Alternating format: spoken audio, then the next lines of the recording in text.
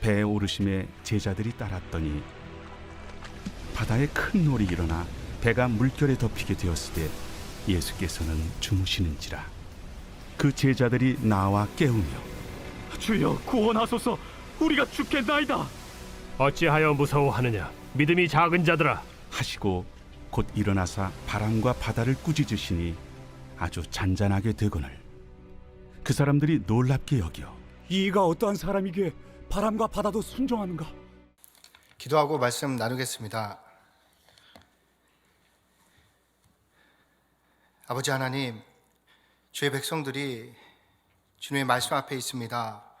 이 시간 함께하여 주셔서 주의 음성이 들려지게 하시고 그 음성이 우리에게 영이요 진리요 생명되게 하시다 다시 한번 우리 영혼이 이 땅 가운데서 하나님의 자녀다운 삶을 살아가는데 귀하게 쓰임받을 수 있도록 성령님 이 시간 역사하여 주시옵소서. 시종을 주님께 의탁드립니다. 감사합니다. 예수 그리스도의 이름으로 기도합니다. 아멘. 성가대 찬양에 감사드립니다. 복된 주일입니다. 하나님의 은혜와 평강이 우리에게 함께 하시길 예수님의 이름으로 축원드립니다. 교회 성도분들이 2시 예배, 11시 예배에 좀 늘었다라는 말씀들을 해주시고 계십니다. 아, 그런가 해서 이제 좀 확인해 봤습니다. 저희가 이제 수를 세고 있거든요. 그랬더니 이제 유의미한 이렇게 차이는 없었습니다. 근데 이제 한두 분이 더 저에게 한 50명은 늘었을 텐데요, 이렇게 말씀을 해 주시더라고요. 근데 셌으니까 정확하게 데이터가 있겠죠. 그래서 아닌데 왜 그렇게 말씀해 주실까 이렇게 생각을 했었습니다. 그리고 이제 새로 오신 교육자분들에 대한 칭찬이 많이 있습니다. 그 목사님 너무 좋지 않으세요? 하고 이제 제게 이렇게 말씀을 해주시더라고요. 그래서 너무 좋죠. 이렇게 대답을 드렸습니다. 기존에 계셨던 이제 교육자분들의 수고와 헌신에 대해서도 눈물을 글썽이면서 이렇게 저에게 말씀해 주셔서 제가 약간 당황하면서 기도하면서 이렇게 잘 대응했던 시간이 있었습니다.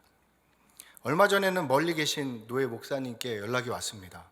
영상을 통해서 예배를 함께 드리게 되었는데, 이제 조만간 곧이다. 양문교회는 회복될 것 같다. 이렇게 이제 칭찬을 해주시고 이제 기도하고 있겠다라고 이렇게 정말 한 3분 정도 이렇게 말씀으로 응원해 주시고 끊으신 것을 경험하게 되었습니다. 마음에 참 감사한 마음이 일어났습니다. 모든 감사한 마음들, 고마운 얘기고 감사한 내용이지만 제 마음에는 이렇게 크게 뭔가 와닿는 느낌은 없었습니다. 왜냐하면 제게 이제 부담이 커서 그런지 제게는 이렇게 좀 마음에 닿는 일은 별로 없었습니다. 그런데 수요 예배를 인도하는데 조금 마음이 울컥하는 시간을 가졌습니다. 어떠한 심정으로 예배에 나오게 되었을까? 혹 무슨 문제가 있는 것은 아닐까? 하나님을 찾고 계신 것인가? 다른 이야기에 말할 수 없는 아픔과 상처가 있는 것은 아닐까? 라는 생각이 제 마음에 와닿았습니다. 기도하며 그분들에게 드릴 주님의 음성을 구하게 되었습니다.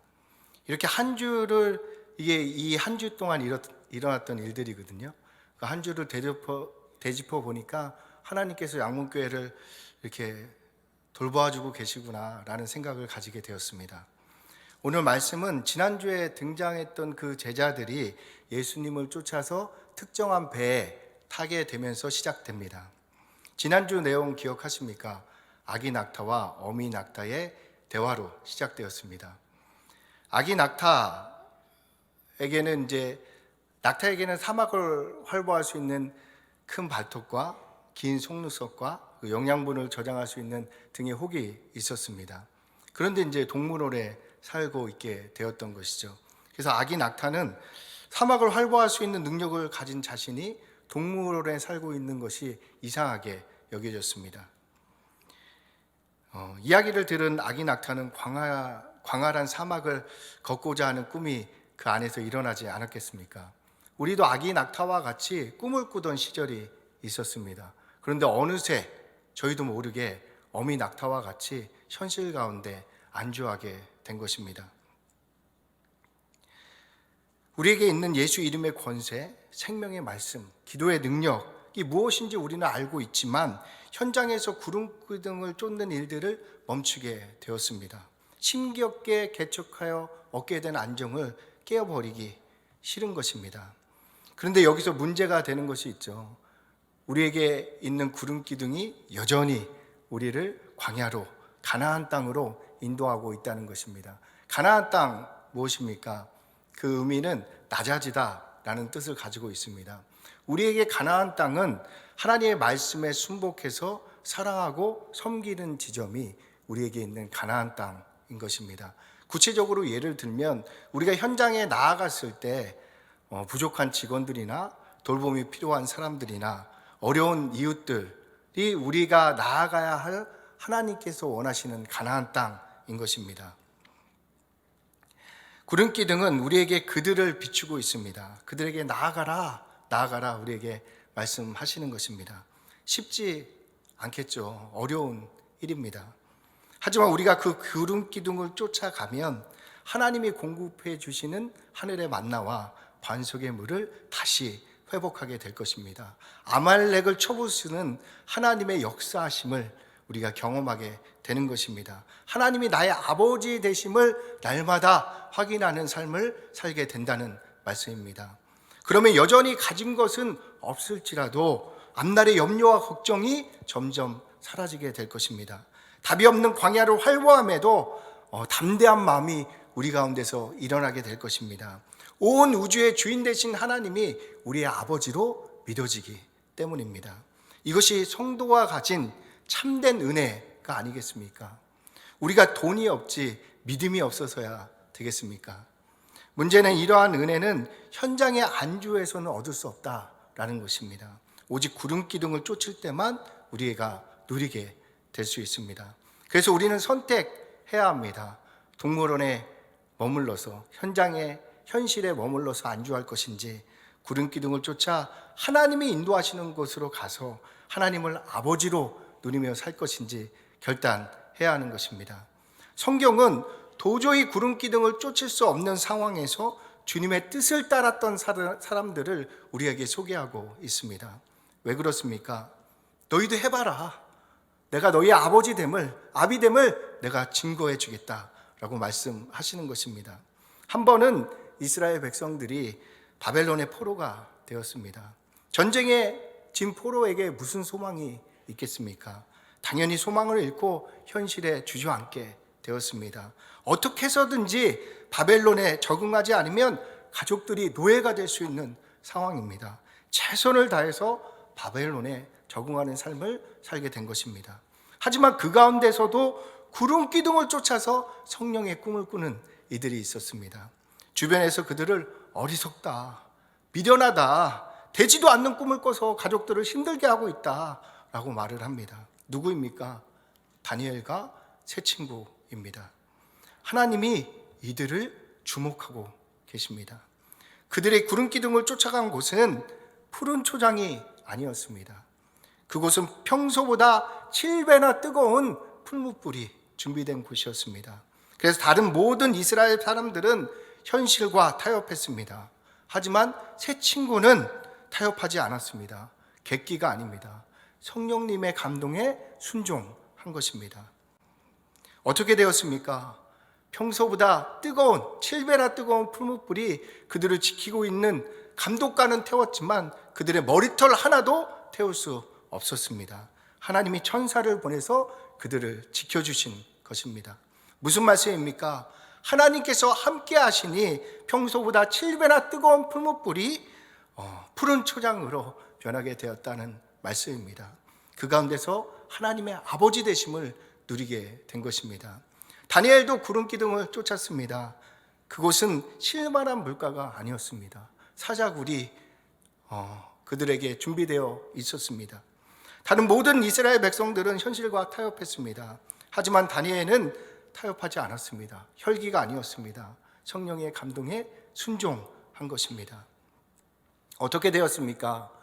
배를 굶긴 사자가 다니엘의 대적들의 발이 땅에 떨어지기도 전에 물어뜯었습니다.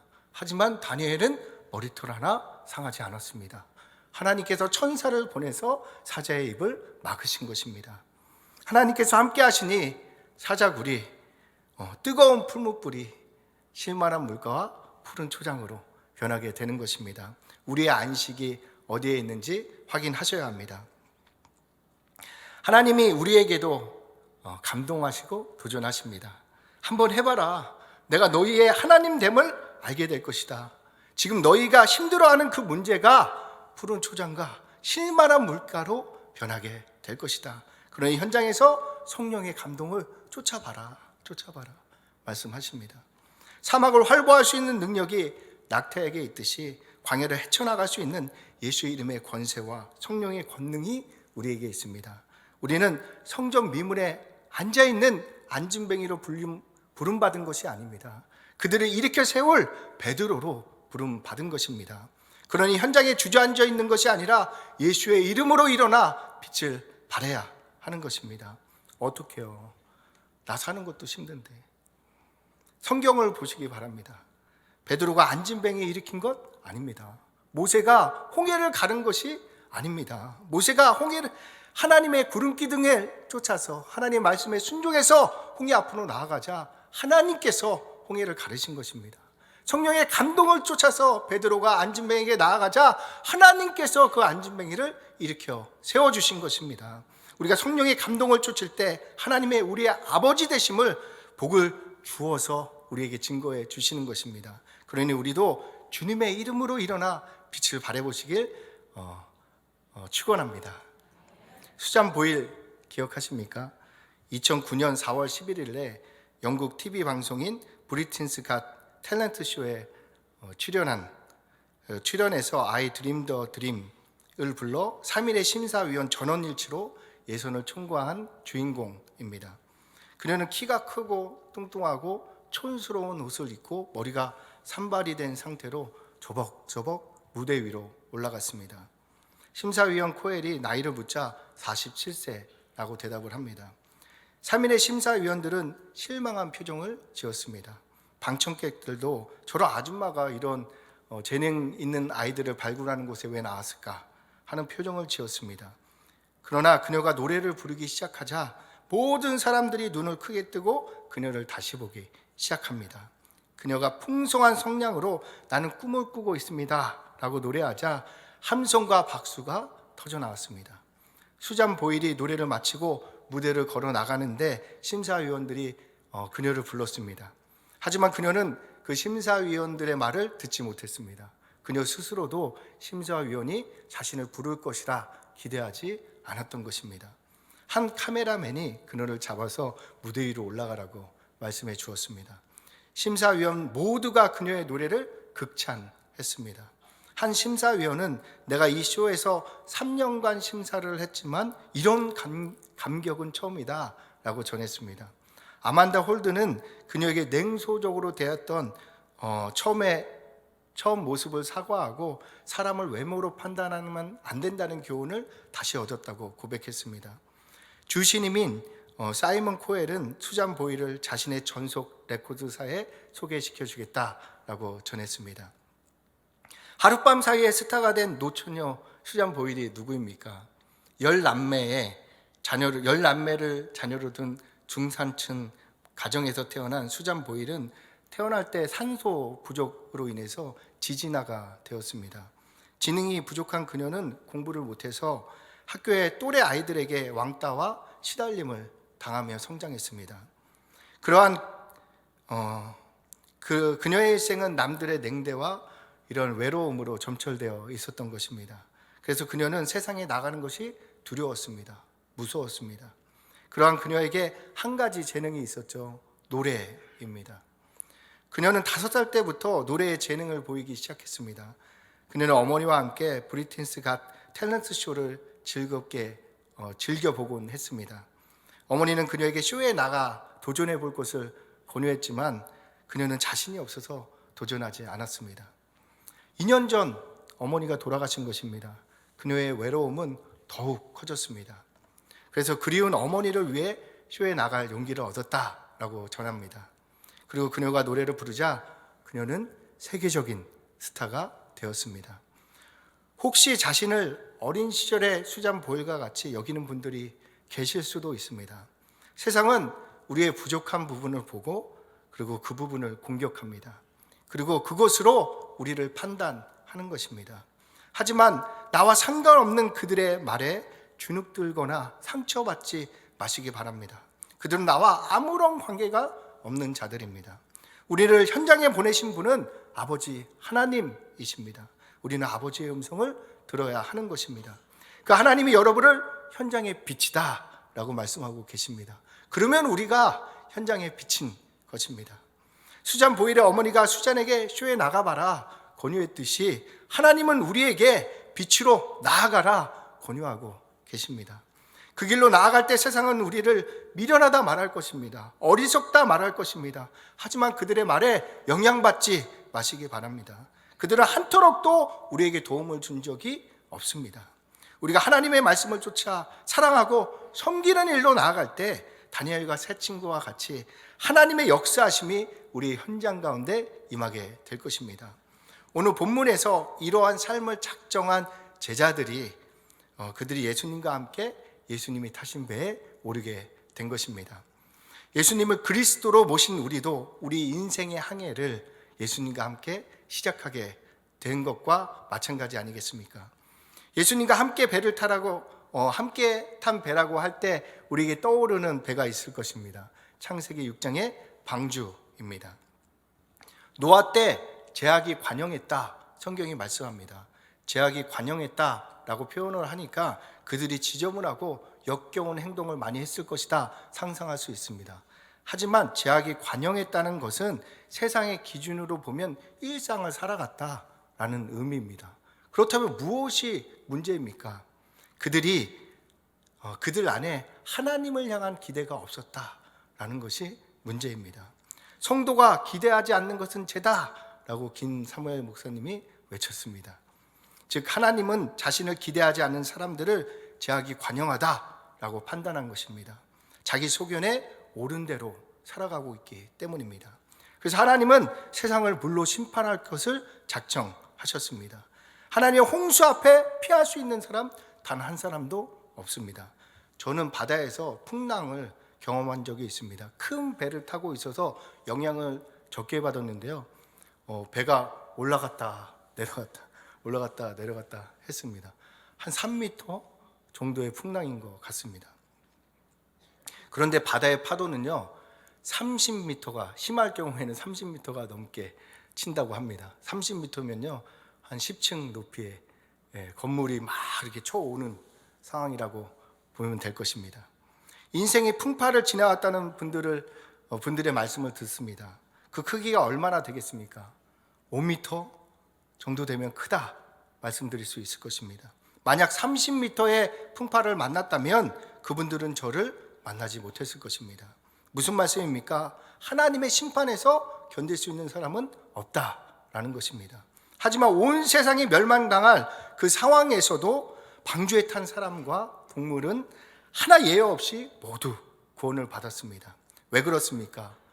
그들이 하나님을 기대한 것입니다. 방주를 지으라 하신 하나님이 그 방주로 자신들을 구원할 것을 믿고 기대하며 행했기 때문에 그들 모두는 구원을 얻게 된 것입니다. 하나님을 기대하시기 바랍니다. 세상의 염려 걱정이 홍수와 같이 덮쳐온다 해도 그리스도 예수의 구원을 기대하는 분들은 반드시 하나님의 강한 오른손으로 붙들어서 구원해 주시는 것입니다. 8년 전 저희 가정은 약 수중에 1,000만 원 정도가 있었습니다. 월세를 내다 보니까요 이렇게 점점 내려가더니 0원에 가까워졌습니다. 외국에서 어떻게 빚을 내어야 할까 막막했습니다. 하지만 하나님이 정말 적절한 때에 기숙사로 들어갈 수 있도록 은혜를 내려주셨습니다. 가족형 기숙사는 이제 자리가 부족해서요 기회가 많이 주어지지 않는데 하나님의 은혜로 기회를 얻게 된 것입니다. 그리고 조금씩 적응을 할 수 있었죠. 10년을 연구원 생활을 했습니다. 대학에서 10년 연구원 생활을 할 수 있는 것도 사실 은혜죠. 보통은 2, 3년이면 나가야 됩니다. 왜냐하면 적은 돈으로 연구원을 쓰기 위해서 그 교수님들이 내보내기 때문입니다. 하지만 이제 큰 은혜로 10년을 일했다고 하더라도 연구원 월급으로 집을 장만할 수는 없습니다. 왜 집을 장만할 생각을 해야 되냐면요, 기숙사, 가족형 기숙사는 기회가 적기 때문에 다른 사람들도 원하고 있습니다. 그래서 10년을 살았다는 것은 오래 살았던 것이죠. 그래서 자리를 내주어야 되는데 그때부터 집에 대한 고민과 기도가 일어났습니다. 그래서 기도했습니다. 하나님께 기도할 때마다 하나님께서 상황을 조금씩 움직여 주시더니 아내 나이 45세에 대기업으로 들어갈 수 있는 기회를 얻게 된 것입니다. 연구 업적이 없는 한 거의 불가능한 일이겠죠. 그런데 아내는 회사가 주목할 만한 연구 업적이 없었습니다. 네. 그래서인지 그 회사가 면접만 7번을 보더라고요. 확신이 안 서는 거죠. 데리고 와도 되는가 안 되는가 확신이 안 서는 것입니다. 하나님의 은혜로 입사하게 되었고 그 결과로 담보대출을 받아서 이제 집을 구할 수 있게 은혜를 얻게 된 것입니다.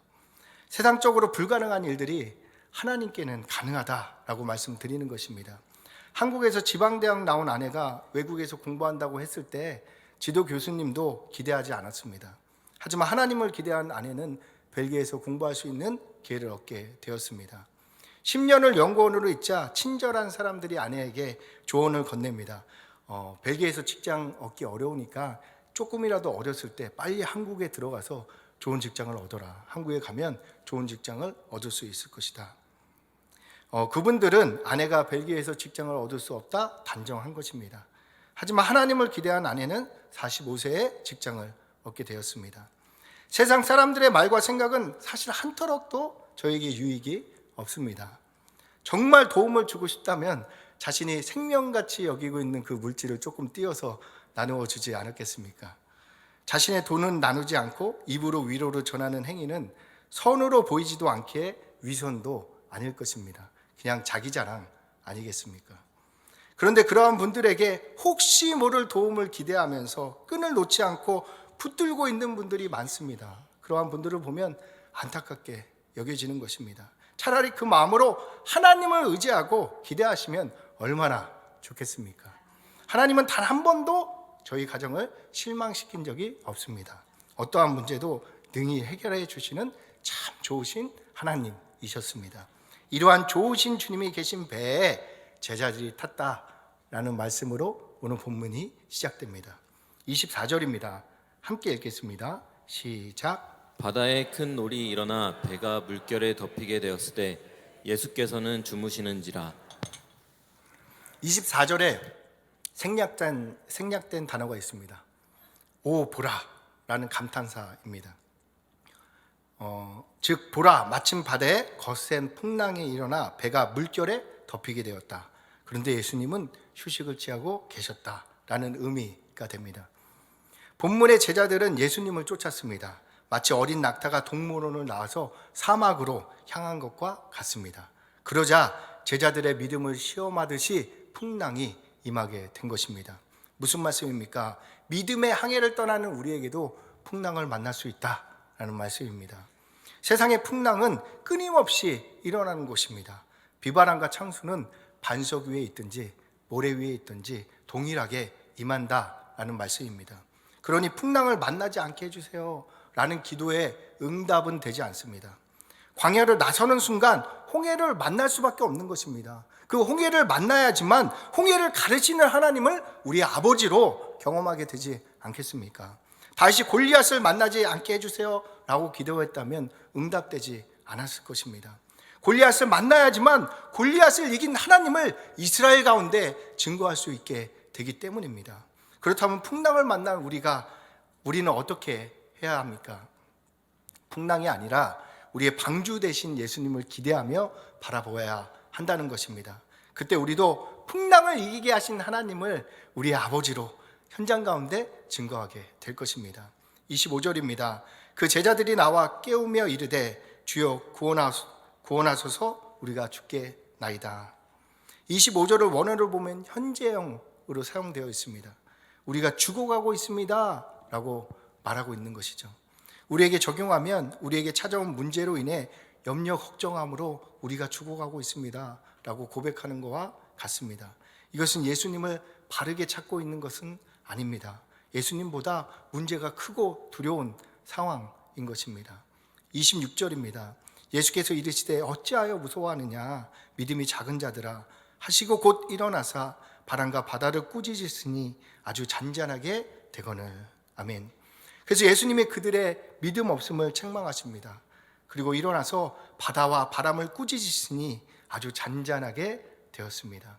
제자들이 생각할 때는 자신이 죽을 수도 있는 문제였지만 예수님께는 아무런 문제가 되지 않는 것입니다. 결과적으로 보면 바람과 바다를 잠잠케 할 수 있는 예수님이 그들과 처음부터 동행하고 계셨습니다. 그런데 제자들은 염려 걱정하고 있는 모습을 우리에게 보여주는 것입니다. 우리와 함께 하시는 예수님은 전능하신 하나님이십니다. 서기관이 바라는 선생님이나 세상 사람들이 생각하는 성인이나 성현이 아닙니다. 예수님은 우리의 그리스도이십니다. 우리의 모든 문제로부터 우리를 능히 구원하실 그리스도, 그분이 우리의 예수님이십니다. 그 예수님은 모든 상황을 아시고 우리를 현장 가운데 보내셨습니다. 예수님이 우리를 현장의 빛으로 보내셨다면 그 현장의 어둠을 밝힐 능력도 예수님이 우리에게 주신다라고 말씀하시는 것입니다. 더 이상 현장의 문제와 어려움을 보고 두려워하지 마시기 바랍니다. 함께 하시는 주님을 믿고 기대함으로 담대하시는 우리 모두가 되길 축원합니다. 모세가 홍해 앞에서 하나님의 구원을 기대한 것과 같이 우리가 현장의 문제 앞에서 주의 구원을 믿고 기대할 때 우리도 모세와 같이 주의 구원을 현장에 보이는 자로 서게 될 것입니다. 26절에 바람과 바다 앞에는 그라는 정관사가 생략되어 있습니다. 예수님이 일어나셔서 그 바람과 그 바다, 즉 우리에게 염려, 걱정을 일으키는 그 문제의 원인을 꾸짖으시니 잠잠하게 됐다라고 말씀해 주시는 것입니다. 그러자 27절입니다. 그 사람들이 놀랍게 여겨 이르되 이가 어떤 사람이기에 바람과 바다도 순종하는가. 우리 주님이 우리의 문제를 아십니다. 우리가 주님을 깨우는 순간 우리 주님이 사자처럼 일어나서 그 바람과 그 바다를 꾸짖어 파할 것입니다. 그러니 문제를 보고 염려 걱정함으로 주님께 우는 것이 아니라 그리스도 예수의 반석 위에 서서 폭풍을 대동하고 사자같이 임하셔서 우리의 문제를 능히 해결하실 주님께 믿음으로 기도함으로 나아가시는 우리 모두가 되길 예수님의 이름으로 축원합니다. 우리가 믿고 기대할 때 주님께서 꾸짖어 그 바람과 바다가 잠자게 될 것입니다. 우리의 믿음을 통해 현장의 모든 이들이 하나님의 영광을 보게 될 것입니다. 이 시간 함께 기도했으면 좋겠습니다. 반주해 주실 때 함께 기도하겠습니다. 주님, 이 시대를 향해 주님께서 우리에게 묻고 계십니다. 내가 말세의 믿음을 보겠느냐? 믿음을 보겠느냐? 우리가 이 질문에 믿음으로 대답을 해야 합니다. 주여, 믿습니다. 주님께 능치 못할 일이 없습니다. 이제 사람을 의지하지 않겠습니다. 문제로 염려 걱정하지 않겠습니다. 주님을 믿습니다. 주님을 기대합니다. 믿음의 주여 온전케 하시는 예수님을 바라봅니다. 이 시간 우리의 주와 그리스도가 되어 주시옵소서. 우리 함께 주여 일창하고 기도하며 나아가겠습니다. 주여, 아버지 하나님, 이 시간 우리가 말씀을 의지하여 기도하며 나아갑니다. 주께서 택하신 성도들이 현장 가운데는 빛의 역할, 소금의 역할을 감당하고자 할 때마다 어둠에 눌려 아버지 주눅들 때가 있습니다. 주여, 천군 천사를 파송하여 주셔서 이들의 사역 가운데 함께하여 주시며 현장 가운데 역사하여 주셔서 하나님의 살아계심을 증거하는 통로가 될 수 있도록 주여 역사하시고 인도하여 주시사 한 주간 살아갈 때에 아버지 하나님의 자녀로서의 삶을 능히 감당할 수 있도록 날마다 은혜를 부어주시옵시고 아버지 하나님께서 아비 되심을 증거하시는 것들을 맛보아할 수 있도록 인도하여 주셔서 아버지 다음 주에 돌아와서 하나님께 영광을 돌리며 찬양하며 주님의 위대하심을 자랑하는 입술들 낼 수 있도록 우리의 삶을 인도하시고 이끌어 주시옵소서. 우리를 방해하는 모든 감세력이 예수의 이름을 결박되고 떠나가게 하시며 한 주를 살게 하시는 주의 놀라운 역사하심이 우리와 함께하게 하여 주셔서 우리가 한 주간 하나님의 자녀로서의 삶을 살아갈 수 있도록 성령님 역사하시고 인도하여 주시옵소서. 우리와 함께 하심을 믿습니다. 우리를 인도하심을 믿습니다.